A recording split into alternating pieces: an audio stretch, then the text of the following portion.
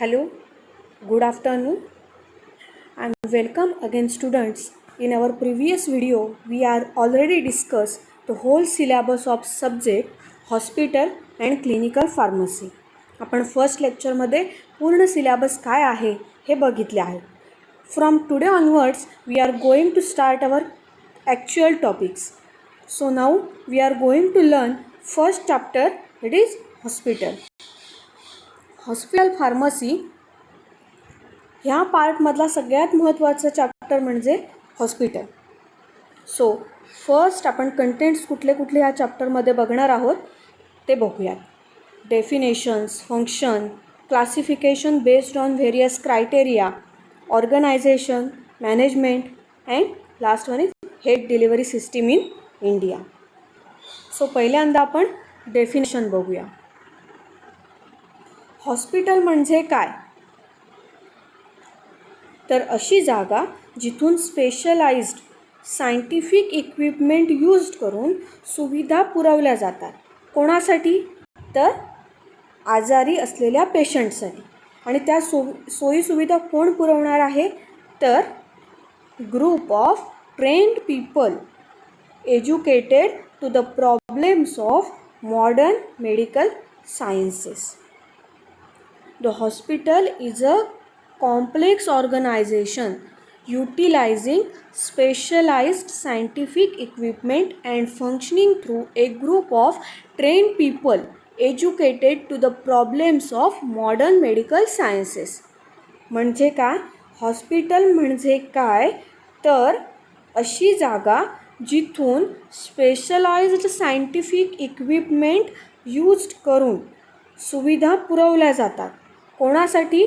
तर आजारी असलेल्या पेशंटसाठी. आणि त्या सोयीसुविधा कोण पुरवणार आहे? तर group of trained people educated to the problems of modern medical sciences. अशा काही लोकांचा ग्रुप आहे जे की मॉडर्न मेडिकल सायन्समधून ट्रेन झालेले आहेत किंवा ट्रेनिंग घेतलेल्या पर्सन्सकडून, जसे की फिजिशियन्स असतील किंवा फार्मासिस्ट असतील. हे सगळे लोक आपल्याला सेवा पुरवणार आहेत आणि आजारी लोकांना बरे करण्यासाठी मदत करणार आहेत. All these are coordinate together for the common purpose of restoration and maintenance of good health. हे सगळे एकत्र येऊन मेन काय काम करणार आहेत? तर restoration and maintenance of good health, म्हणजे चांगलं आरोग्य टिकवून ठेवण्यासाठी ते हेल्प करणार आहेत. सो नेक्स्ट पॉईंट काय आहे? तर फंक्शन्स ऑफ हॉस्पिटल. त्याच्यामध्ये आपण 5 फंक्शन्स बघणार आहोत. फर्स्ट फंक्शन्स आहे, फंक्शन्समध्ये पेशंट केअर. सो हॉस्पिटलची काय काय फंक्शन्स आहेत आणि ते आपल्याला ते कुठे कुठे यूजफुल ठरणार आहेत ते आपण या फंक्शन्समधून बघायचं आहे. सो पहिला पॉईंट आहे पेशंट केअर. ही इमेज बघा. ती नर्स त्या पेशंटची कशी काळजी घेत आहेत किंवा ते डॉक्टर्स कसे त्या पेशंटची काळजी घेत आहेत हे आपण ह्या इमेजवरून लक्षात घेऊया. It includes services of diagnosis, prophylaxis and treatment of diseases to the sick or injured patients. त्याच्यामध्ये काय केलं जात आहे की हॉस्पिटलमधून पेशंट केअर कशी घेणार? तर डायग्नोसिससाठी हेल्प केली जाते. डायग्नोसिस म्हणजे काय? तर एखादा आजार झाल्यानंतर त्याचं निदान कसं केलं जातं त्याला डायग्नोसिस म्हटलं जातं. प्रोफायलॅक्सिस म्हणजे काय? प्रोफायलॅक्सिस म्हणजे एखादा आजार होऊ नये म्हणून काय काळजी घ्यावी हे सांगितलं जातं. आणि ट्रीटमेंट ऑफ डिसीज म्हणजे एखादा आजार झाल्यानंतर त्याच्यावर काय औषधोपचार करायचे आहेत त्याला ट्रीटमेंट ऑफ डिसीज असं म्हणतात. ह्या सगळ्या गोष्टी किंवा ह्या सगळ्या सोयी आपणाला हॉस्पिटलमधून मिळतात. म्हणजे it includes services for diagnosis, prophylaxis and treatment of disease to the sick or injured patients. It is a center of community health and contributes a great deal to preventive and social medicines. The next part आहे, next point, that is public health. Public health म्हणजे काय, किंवा public हेल्थमध्ये hospital काय मदत करणार आहे, तर ज्या ज्या ॲक्टिव्हिटीज आहेत ज्या की पब्लिक हेल्थसाठी राबविल्या जातात, जसं की immunisation programme, blood donation camp, social and economics rehabilitation,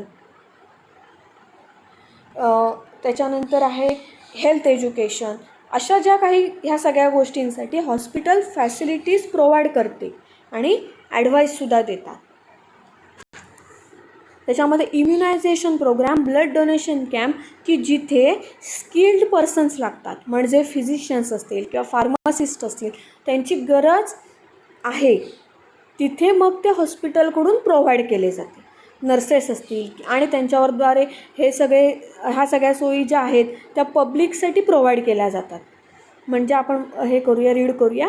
the hospitals are required to supports all the activities carried out by various public health and voluntary agencies such as immunization program, blood donation camps, social and economics rehabilitation, health education, etc. by providing facilities and advice. हे आपल्याला public हेल्थमध्ये hospital provide करतं. Then next point आहे third functions, that is medical research. Medical रिसर्चमध्ये काय आहे, तर research is an important activity in the hospital that helps in developing the new methods of treatment and improving the hospital services. म्हणजे काय, तर research केल्यावर म्हणजे नवीन शोध लावला जातो. कोणत्या गोष्टींसाठी, तर न्यू मेथड्स ऑफ ट्रीटमेंट, एखाद्या आजारावर ट्रीटमेंट कशी करायची आहे त्याच्यासाठी नवीन मेथड काय आहे ह्याचा शोध घेतला जातो. Some of the common areas of research in the hospital are development of new techniques in surgery, laboratory, diagnostic procedure, evaluation of investigational drugs in diseases. त्यातही सर्जरी करण्याच्या ज्या काही नवीन पद्धती असतील त्या, किंवा लॅबोरेटरीच्या डायग्नॉस्टिक प्रोसिजर असतील, किंवा एखादा डिसीज डायग्नोज करण्यासाठी एखादी मेथड डेव्हलप करायची असेल, तर ह्या सगळ्या गोष्टींवर हॉस्पिटलमध्ये रिसर्च करताना भर दिला जातो. हे आपलं झालं थर्ड फंक्शन्स ऑफ हॉस्पिटल. त्याच्यानंतर next function, that is educational training. In that education provide केलं जातं. कोणाला, तर एज्युकेशन दिलं जातं तर हॉस्पिटलमध्ये काम करणारे जे हेल्थ प्रोफेशनल्स आहेत, म्हणजे फिजिशियन्स आहेत, नर्सेस आहेत, फार्मासिस्ट आहेत, त्या सगळ्यांना एज्युकेशनल ट्रेनिंग प्रोव्हाइड केलं जातं. म्हणजे आपण point वाचूया. these facilities particularly for medical students, pharmacists, nursing staff, medical technologists and allied health professionals helps to fulfill their curriculum requirement. These facilities particularly for medical students, pharmacists, nursing staff, medical technologists and allied health professional helps to fulfill their curriculum requirement. Then hospital also educates the general public through lectures and demonstrations on the preventive aspects of common and serious diseases. म्हणजे तिथे admit असलेले patients असतील किंवा general public जे आहे त्यांनासुद्धा education provide केलं जातं. कोणत्या गोष्टीविषयी, तर preventive aspects of common and serious diseases, म्हणजे एखादा कॉमनली स्प्रेड होणारा जो डिसीज आहे किंवा एखादा सिरियस डिसीज आहे तर त्याचे प्रिव्हेन्शन कसे करता येईल किंवा तो होऊ नये आजार म्हणून काय काळजी घेता येईल ह्याच्याबद्दलची सगळी माहिती किंवा सगळं ट्रेनिंग आहे ते हॉस्पिटलद्वारे प्रोव्हाइड केलं जातं. Hospital provides the method by which the person can work together in groups with the object of care of patient and community. हॉस्पिटलमधून ग्रुपमध्ये कसं काम करायचं आहे आणि कम्युनिटीची हेल्प कशी करता येईल ह्याच्यासाठी कसं ग्रुपमध्ये एकत्र येऊन काम करू शकतो ह्याच्याबद्दल पण माहिती प्रोव्हाइड केली जाते. Then fifth function is counseling and patient advice. सगळ्यात महत्त्वाचे फंक्शन आहे हॉस्पिटलमधील काउन्सलिंग. म्हणजे काय तर ज्यावेळी एखादा पेशंट हॉस्पिटलमध्ये ॲडमिट असतो त्यावेळी त्याला डिसीजबद्दल किंवा त्याने आपल्या आरोग्याबद्दलची कशी काळजी घेऊ शकतो ह्याच्याबद्दलची काउन्सलिंग केली जाते. म्हणजे त्याला मार्गदर्शन केले जाते किंवा सल्ला दिला जातो आणि ॲडवाईस दिला जातो की एखादा ड्रग असेल तर तो कोणत्या प्रकारे घ्यायचा आहे, त्याचा शेड्यूल कसं आहे, किती डोसमध्ये घ्यायचा आहे, ह्या सगळ्या गोष्टी म्हणजे काउन्सलिंग अँड ॲडवाईस देणे. ह्या काउन्सलिंगमध्ये मोस्टली फार्मसिस्ट हा जो आहे हा इम्पॉर्टंट आहे. फार्मसिस्ट पेशंटसोबत कम्युनिकेट करतो आणि एखादा कम्युनिकेबल डिसीजबद्दल किंवा इपिडेमिक्सबद्दल किंवा फॅमिली वेलफेअरबद्दल ह्या गोष्टींबद्दल ॲडवाईस देतो आणि काउन्सलिंग करत असतो. त्याला counselling and patient advice in hospital हे फंक्शन महत्त्वाचं आहे. It is a modern concept adopted in big hospitals for the well being of the patients. During these counseling sessions, pharmacists educate people on communicable diseases, epidemics, and family welfare, etc. हे आपण सगळ्याशी relate करून functions आपल्याला सध्याचा जो corona virus disease हा चालू आहे ह्याच्याशी आपण हे पॉईंट रिलेट करूया. त्याच्यामध्ये फर्स्ट काय आहे तर पेशंट केअर.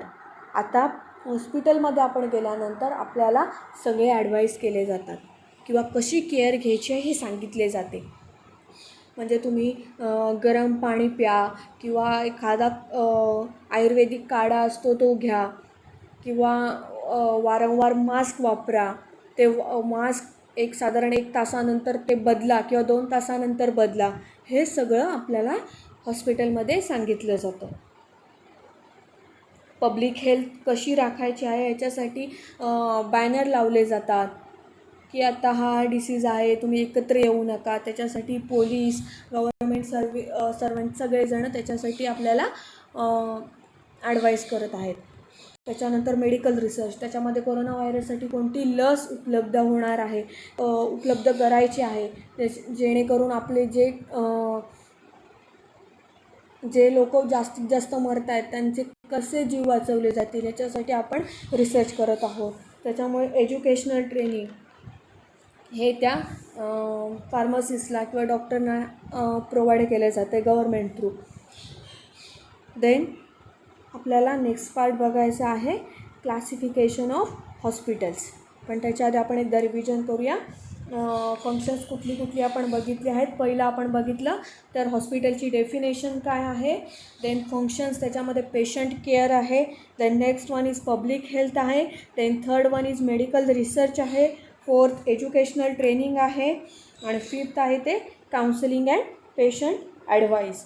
ही 5ही फंक्शन फार इम्पॉर्टंट आहेत. एक्झाममध्ये रेग्युलरली ज्या एक्झाम झालेल्या आहेत त्याच्यामध्ये विचारलेले आहेत. हॉस्पिटलची डेफिनेशन ही आपल्याला बायहार्ट करायची आहे. देन नेक्स्ट पार्ट आहे classification of hospital. Hospital is mainly classified into 2 major groups. First is clinical orientations and second is non clinical orientation. So first part आपण बघायचं आहे classification of hospital on clinical basis.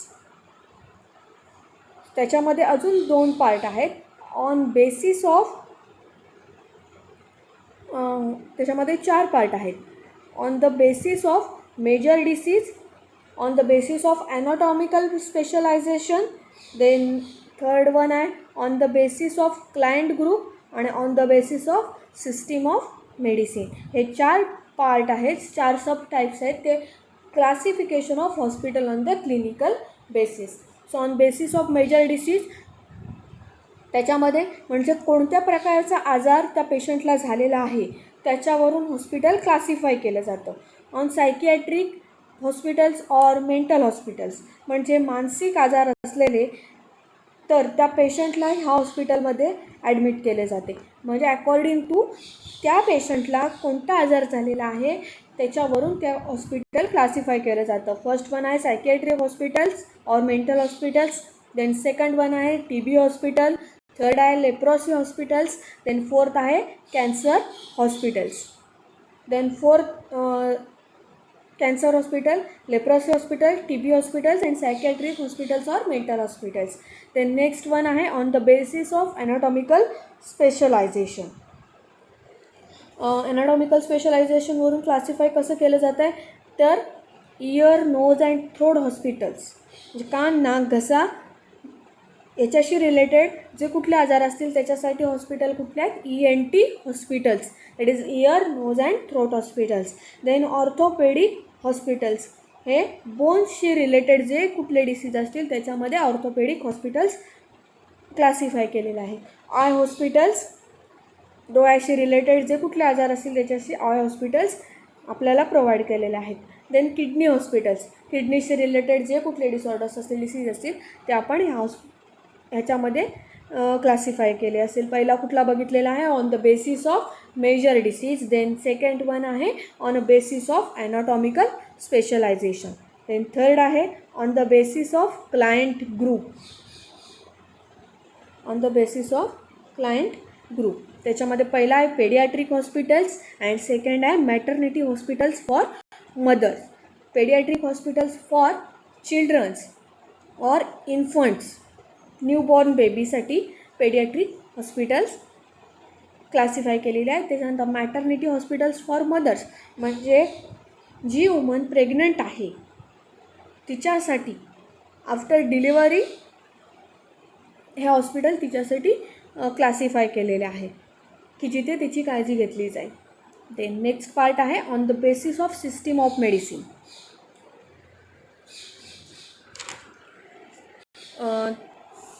त्याच्यामध्ये आयुर्वेदिक hospitals जिथे की आयुर्वेदिक treatment provide केली जाईल पेशंटला. Unani hospital म्हणजे युनानी सिस्टीमवरती जे बेस्ड आहेत त्याला ते युनानी हॉस्पिटल्समध्ये क्लासिफाय केलं. देन नेक्स्ट वन आहे होमिओपॅथिक हॉस्पिटल जिथे homeopathic system of medicine use केली जाते तिथे होमिओपॅथिक हॉस्पिटल्स क्लासिफाय केले आहे. Then nature cure and well centres जिथे की हे nature cure and well centres classify केलं आहे. फिजिओथेरपी सेंटर्स ते मेडिसिननुसार क्लासिफाय केलं आहे. ॲलोपॅथिक हॉस्पिटल्स जिथे की हल्ली आपण रेग्युलरली ॲलोपॅथिक मेडिसिन्स यूज करतो त्याला ॲलोपॅथिक हॉस्पिटल्स असं म्हटलं जातं. हे आपण बघितलेलं आहे first part that is classification of hospital on clinical basis. त्याच्यामध्ये फर्स्ट पार्ट आहे on the basis of major disease, then second आहे ॲनाटॉमिकल स्पेशलायझेशन, देन थर्ड आहे क्लायंट ग्रुप अँड फोर्थ आहे on the basis of system of medicine. Then next part आपण बघणार आहोत classification of hospital on clinical basis, non clinical basis. त्याच्यामध्ये first classification of hospital on the basis of ownership and control. हे ownership and control त्याच्यामध्ये हे सगळे आपण part बघणार आहोत. देन नेक्स्ट आहे classification of hospital on the basis of bed capacity. Then third आहे classification of hospital on the basis of cost. Then fourth आहे classification of hospital on the basis of accreditation. Then classification hospital on the basis of length of stay. आणि sixth आहे miscellaneous. हे आपण non clinical बेसिसमध्ये बघणार आहोत. आणि हे classification अत्यंत इम्पॉर्टंट आहेत, अत्यंत गरजेचे पण आहेत, कारण हे आपल्याला वेगवेगळ्या कॅपॅसिटीनुसार किंवा बेडची कॅपॅसिटीनुसार हॉस्पिटलचं क्लासिफिकेशन काय आहे किंवा ओनरशिप आणि कंट्रोलच्यानुसार काय क्लासिफिकेशन आहे हे रेग्युलरली एक्झाममध्ये विचारलेलं आहे. सो आपण पहिलं बघूया classification of hospital on the basis of ownership and control. त्याच्यामध्ये पहिला आहे controlled by the central government, म्हणजे अशी हॉस्पिटल जी सेंट्रल गव्हर्मेंटने कंट्रोल केलेली आहेत. त्याच्यामध्ये फर्स्ट आहे military hospital, railway hospital, All India Institute of Medical Sciences New Delhi आणि GIPMER जिपमर. हे कंट्रोल कोणी केलेले आहेत तर सेंट्रल गव्हर्मेंटने. तर नेक्स्ट आहे controlled by the state government, म्हणजे जे स्टेट गव्हर्मेंटने कंट्रोल केलेली हॉस्पिटल आहेत ते ह्याच्या अकॉर्डिंग येतात. J hospital Mumbai, Sassoon hospital Pune, Victoria hospital Bengaluru, इसिस हॉस्पिटल पुणे, ही 4 हॉस्पिटल हे controlled by state government. Central गव्हर्मेंटने कोणती केलेली आहेत ते military hospital, railway hospital, All India Institute of Medical Sciences New Delhi, JIPMER. ही 4 hospital controlled by central government. State गव्हर्मेंटने 4 कोणती हॉस्पिटल केलेली आहेत? J hospital Mumbai, Sassoon hospital Pune, Victoria hospital Bengaluru and इसिस hospital Pune. Then controlled by the corporation or municipality. Corporation आणि म्युन्सिपाल्टीने कोणती control केलेली आहेत हॉस्पिटल तर BMC hospital Sion Mumbai, then KEM hospital Parel Mumbai, Cooper hospital Vile Parle Mumbai, Bhagwati hospital Mumbai. ही 4ही हॉस्पिटल मुंबईमध्ये कॉर्पोरेशन ऑफ म्युन्सिपाल्टीने कंट्रोल केली आहेत. कुठले आहेत? BMC hospital Sion Mumbai, KEM hospital Parel Mumbai, Cooper hospital Vile Parle Mumbai आणि Bhagwati hospital in Mumbai. Then fourth private trust hospital. Private trust hospital त्याच्यामध्ये 4 आहेत परत. Bombay hospital, Marine Lines Mumbai, Jindal hospital Bengaluru, Rajasthan hospital Ahmedabad, Jaslok hospital Mumbai. जे प्रायव्हेट ट्रस्ट आहेत त्यांची कुठली हॉस्पिटल आहेत प्रायव्हेट ट्रस्ट त्याच्यामध्ये बॉम्बे हॉस्पिटल मरीन लाईनला मुंबईमध्ये आहे, जिंदाल हॉस्पिटल बेंगलुरूमध्ये आहे, राजस्थान हॉस्पिटल अहमदाबादला आहे आणि जसलोक हॉस्पिटल आपल्या मुंबईमध्ये आहे. Then run by religious bodies. तर रिलिजियस बॉडीज म्हणजे धार्मिक संस्थानांकडून कुठले हॉस्पिटल आहेत तर Hindu mission hospital Chennai, Al Ameen hospital Bengaluru आणि Christian medical college hospital that is वेल्लोरला आहे. ही हॉस्पिटल धार्मिक संस्थानांकडून प्रोव्हाइड केलेली असतात. Hindu mission hospital Chennai, Al Ameen hospital Bengaluru आणि Christian medical college hospital Vellore. Then public limited company hospitals. त्याच्यामध्ये Apollo hospital Chennai, Fortis hospital Bengaluru, HMT hospital Hyderabad आणि मेडिनोवो हॉस्पिटल गुजरात. तर पब्लिक लिमिटेड कंपनी हॉस्पिटल्स म्हणजे एखादी वेगळी कंपनी आहे जिचे मॅन्युफॅक्चरिंग औषध किंवा हॉस्पिटलशी रिलेटेड त्याचं वर्क नाही आहे, वेगळ्या प्रकारचे मॅन्युफॅक्चरिंग करते, पण तिच्या एम्प्लॉईजसाठी जर ते मेडिकल सुविधा पुरवणार असतील तर त्याच्यासाठी हे स्पेशली हॉस्पिटल तयार करतात. त्यांना पब्लिक लिमिटेड कंपनी हॉस्पिटल असं म्हटलं जातं. आता एक्झाम्पल अपोलो हॉस्पिटल. अपोलो ही कंपनी टायरची आहे. हे टायर तयार करण्यासाठी जी कंपनी आहे ती तिथे त्यांच्या एम्प्लॉईजसाठी किंवा मेडिकल सुविधा प्रोव्हाइड करते आणि त्यासाठी त्यांनी हॉस्पिटल डेव्हलप केलं आहे. त्याला पब्लिक लिमिटेड कंपनी हॉस्पिटल असं म्हटलं जातं. त्याच्यामध्ये एक्झाम्पल कुठली बघितली आपण? Apollo hospital Chennai, Fortis hospital Bengaluru, HMT hospital Hyderabad and Medinova Hospital in Gujarat. Then last one is private clinics or nursing homes. Such clinics are owned by individual doctor or a group of doctors in lower or big cities and services for 24 hours. जर एखाद्या डॉक्टरचं किंवा 1-2 डॉक्टरांनी मिळून एकत्र येऊन जर private clinic असेल तर ते 24 तास अवेलेबल असेल पेशंटसाठी. ते पण क्लासिफाय केलं जातं according to non clinical basis, that is private clinics of nursing homes. आपण आता ह्या classification of hospital on non clinical बेसिसमध्ये फर्स्ट पार्ट बघितला, classification of hospital on the basis of ownership आणि कंट्रोल. म्हणजे जो ओनरशिप आणि कंट्रोलनुसार कुठले कुठले केले जातात. Controlled by central government, controlled by state government, controlled by corporation or municipality, then private trust hospital, then run by religious bodies, then public limited company hospital, and last one is private clinics or nursing homes. Then next आपण बघायचं classification of hospital on the basis of bed capacity, जे की किती bed available आहेत हॉस्पिटलमध्ये त्याच्यावरून classification केलं जातं.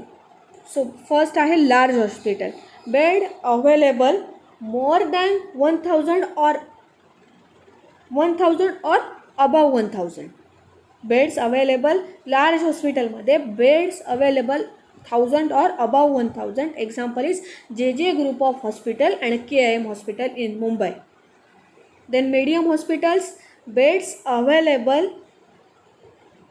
in between 500 to 1000. Example is Bombay Hospital, that is 700 bed hospital in Bombay Hospital. Then small hospitals, in that beds available in between 100 to 500. Example is Bridge Candy Hospital and Hinduja Hospital. हे small हॉस्पिटलमध्ये classify केले जातं. त्या very small hospital, that is bed less than 100. Example is private ownership hospital और nursing home, जे की doctor स्वतः तयार करतात. 24 तास अवेलेबल असते ती सर्विस, पण त्याच्यामध्ये 100पेक्षा कमी बेड असतात. हे according to bed capacity. Then next आहे classification of hospital on the basis of cost. त्याच्यामध्ये 2 प्रकार आहेत, इलाइट हॉस्पिटल आणि बजेट हॉस्पिटल. इलाइट हॉस्पिटल हा मोस्ट कॉमनली क्वेश्चन्स एक्झामला विचारलेला आहे.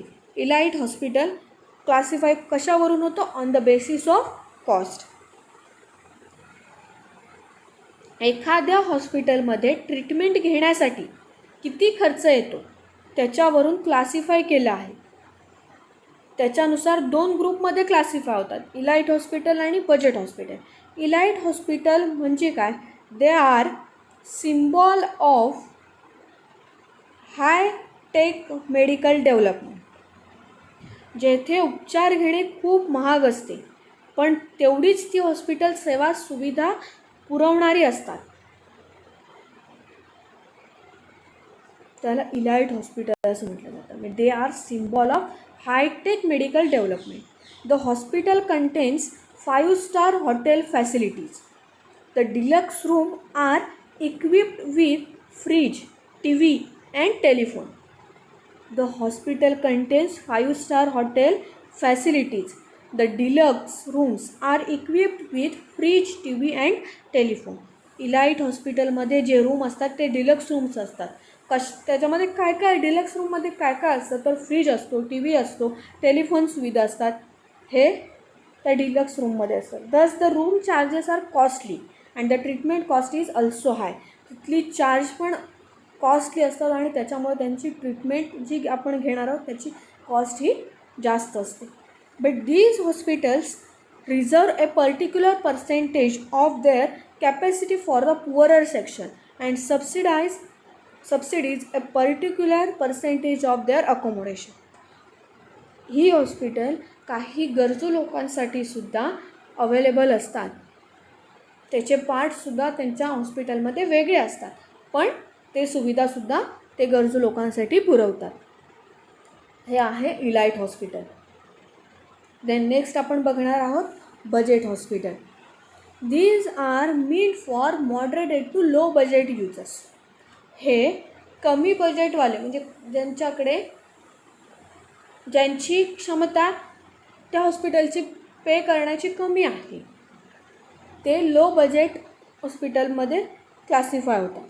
The service provided by such hospitals are economical and affordable to common people. ते सुविधा अशी पुरवतात जी कॉमन लोकांना परवडणारी असेल. त्याच्यामध्ये एक्झाम्पल आहे सिव्हिल हॉस्पिटल आणि कॉर्पोरेशन हॉस्पिटल. आपण काय बघितलं, classification of hospital on the basis of कॉस्टनुसार 2 प्रकार होतात. इलाइट हॉस्पिटल जे की महाग आहे तिथे सोयी, आणि जे सोयीसुविधा चांगल्या प्रकारे पुरवतात. देन नेक्स्ट आहे बजेट हॉस्पिटल जे की रेग्युलर पेशंटसाठी उपयोगी येतं. देन नेक्स्ट क्लास आहे classification of hospital on the basis of ॲक्रिडिटेशन.